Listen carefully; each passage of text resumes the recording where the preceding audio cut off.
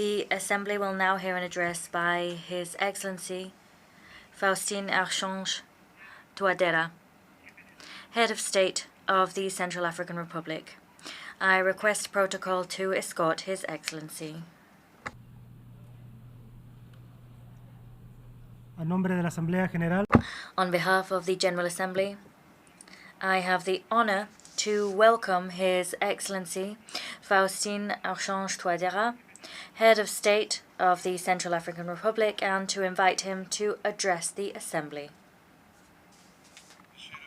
Mr. President of the General Assembly, ladies and gentlemen, the 78th session of the General Assembly of the United Nations Organization is one I am attending on behalf of my country, the Central African Republic. It provides me with a felicitous opportunity to reaffirm our staunch determination to contribute to the quest for common solutions to the challenges faced by humankind. Mr. President, before making my address by way of my country's contribution to the general debate, I wish from this high rostrum of the United Nations, symbol par excellence of human solidarity, I wish to express the solidarity of the CAR people to the brotherly peoples of Morocco and Libya, who have been devastated by natural disasters which have produced colossal material damage which is incalculable indeed, and have also claimed thousands of lives. This occurred just a few days before the opening of our session. As I have underscored on other occasions, the tragic consequences of these natural disasters must draw the attention of the world scientific community to the urgent need to pinpoint the regions of the world which are particularly vulnerable to extreme climate events, and must prompt them to make available to the states concerned the necessary information to limit the damage caused by such events. Moreover, the entire world followed with great dismay in recent days the arrival en masse of thousands of African migrants to the island of Lampedusa in Italy. These young people represent the present and the future of our continent of Africa.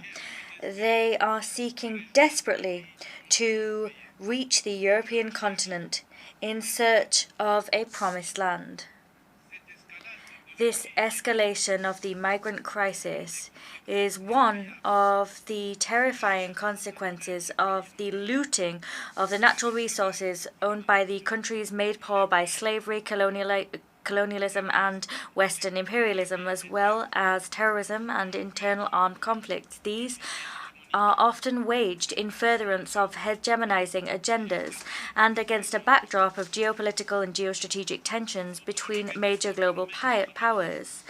Here I do mourn the existence and decry the existence of this dehumanizing phenomenon. Nevertheless, I hail solidarity and unprecedented efforts deployed by host countries and the IOM to provide assistance to these young people whose very lives are imperiled by smugglers and lawless dream merchants. However, my country believes that the UN must go beyond our common commitment to revitalize global solidarity. It must get African countries on board in the search for global solutions to migratory crises and to the existential challenges which are facing the young people of the African continent.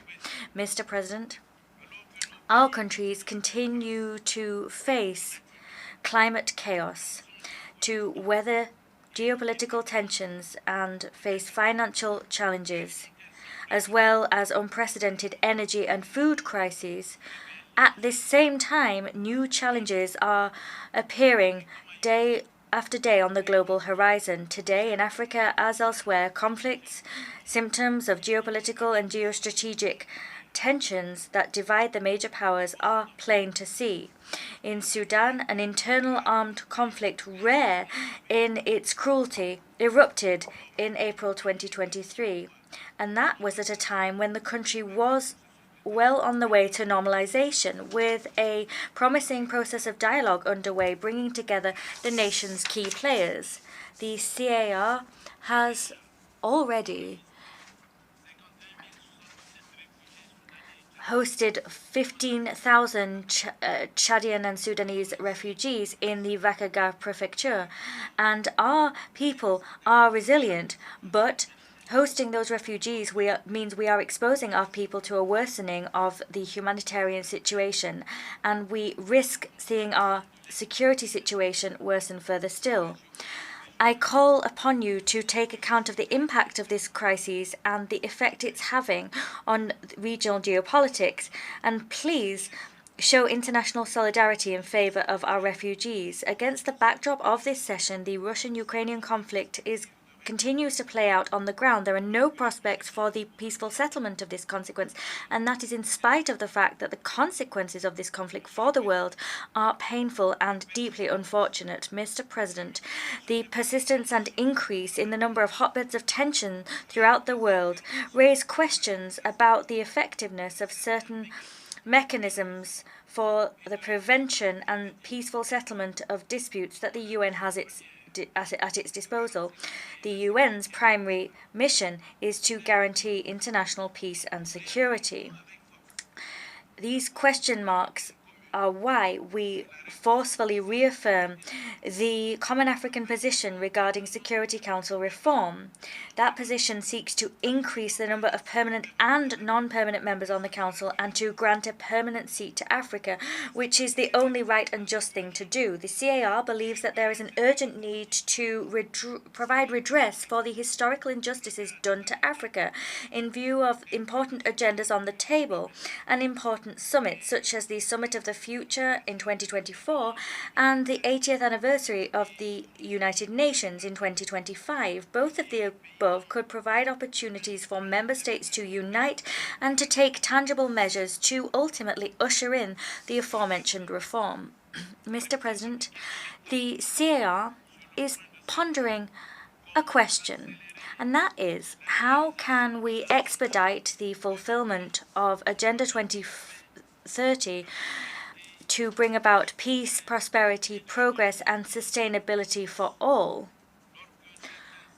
at a time when certain states, wielding all of their political, economic, and military might, continue and consistently avail themselves of coercive diplomacy or instrumentalize IFIs in order to impose economic, financial, and trade blockades against those countries that have been made poor by slavery, colonialism, and imperialism. Indeed, on the 29th of July 2023, the people of the CAR learned to their great distress of the renewal of the arms embargo. That was brought about by trumped-up reports and allegations, with spurious exemptions provided for the national security forces. The CAR criticizes here before the world this cynical decision which betrays the unspoken intention of the members of the Council that voted for it to instrumentalize sanction regimes for political purposes and to bring political pressure to bear under the aegis of the United Nations. Here, I remind you and I rue the fact that arms embargoes and diamond embargoes that have been renewed for the last 10 years happen in parallel with the suspension of budgetary and economic support, and both of these factors are real obstacle for my country's achievement of the realization of Agenda 2030. Here we repudiate this denial of our right to self-determination and permanent sovereignty over our wealth and natural resources, rights guaranteed by the relevant legal instruments of the United Nations. Please do away with these trumped-up mechanisms which thinly veil a desire to allow insecurity to reign and to continue a stranglehold over our natural resources for the benefit of foreign powers. These mechanisms ultimately legitimize armed groups and give them the status of being a subject of international law. Mr. President, our planet is burning, our planet is drowning, the world is collapsing, the world is crying. Yes, every day the media announce natural disasters linked to climate change, which look very much like harbingers of the apocalypse. Paradoxically, trust and solidarity between the nations, as founding values of the United Nations, are growing ever more brittle. And that is taking the human community, the community of mankind, further and further away from achieving the noble sustainable development goals for the benefit of peace, prosperity, progress and sustainability for all, as enshrined in Agenda 2030. However, in order to rebuild trust and reignite solidarity in the face of devastating climate phenomena, commitments have been entered into by developed nations and major polluters. We saw that in the Paris Agreement, in Glasgow, and in Sharm el-Sheikh in Egypt. COP27, in particular, was particularly useful in setting 4 major goals that we all adopted, namely mitigation, adaptation, financing, and a just transition in order to face up to the common challenges of humankind. Unfortunately, many countries have been the innocent victims of the tragic consequences of the overexploitation of our planet by developed countries, and these countries are not seeing the fruits of financial pledges made. Mr. President, we are rightly aware of the value of the contributions made by bilateral and multilateral partners in their desire to show solidarity towards Africa, our continent, and we thank them for that support. However, we call for a more dynamic, diversified, and agile partnership which respects the sovereignty of states and the cultural and moral values of all. It is only in this way that we will be able to reignite the flame of friendship between peoples, to promote peace and security, and to create conditions propitious to equitable and inclusive development. My country continues to advocate for an inclusive multilateralism, for accelerated, expedited growth for all, for a global balanced order, and we call for global disputes to be solved with particular emphasis placed on international peace and security and the respect of the sovereignty of each and every state. I like to avail myself of this opportunity to decry all the disinformation and smear campaigns waged by certain Western media against the CAR. Here, I reaffirm my country's determination to diversify its international cooperation and extend it to all countries who wish to cooperate with us with the only desire of furthering the vital interests of our people and of avoiding competition between global powers. That's the cooperation I call for. Mr. President, on the 30th of July, we adopted the new constitution of the CAR. That was adopted by an overwhelming majority of 95.3% of the population. There was a turnout of over 57%. And with that vote, the people of the CAR reaffirmed its commitment to the purposes and principles set forth in the United Nations Charter. They reaffirmed their inalienable right to the respect of their sovereignty, to self-determination, to the stability of institutions, to peace, to security, to national unity, and to development. To speed up fulfillment of Agenda 2030 and its sustainable development goals to bring about peace, prosperity, progress and sustainability for all, the government continues to implement the political agreement for peace and reconciliation. And we continue also to implement the Luanda Joint Roadmap. We are striving to strengthen the commitment of all stakeholders to these processes. As part of the implementation of these agreements for peace and international security, 9 armed groups have already been dissolved. In parallel, the Special Criminal Court and other ordinary courts independently continue their fight against impunity. I wish to recall that beyond the Constitution, our national policy of decentralization is the expression of a deeply harbored will of the CAR, it is also an essential component of the peace agreement and of the Luanda Joint Roadmap. I wish to here point to all of the efforts already undertaken by the National Electoral Authority with the support of international technical assistance. These efforts have allowed us to reassess the timeline for elections. Now, local elections are scheduled to take place in October 2024.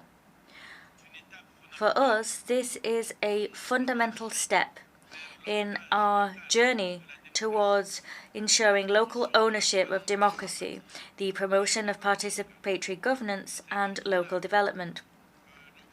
It is in furtherance of these goals that we wish to have local elections which are inclusive, transparent, peaceful, and credible. I urge all of our partners to support the government to ensure the electoral process that has got off to such a good start successfully concludes. I wish us every success in our work, and I thank you for your kind attention.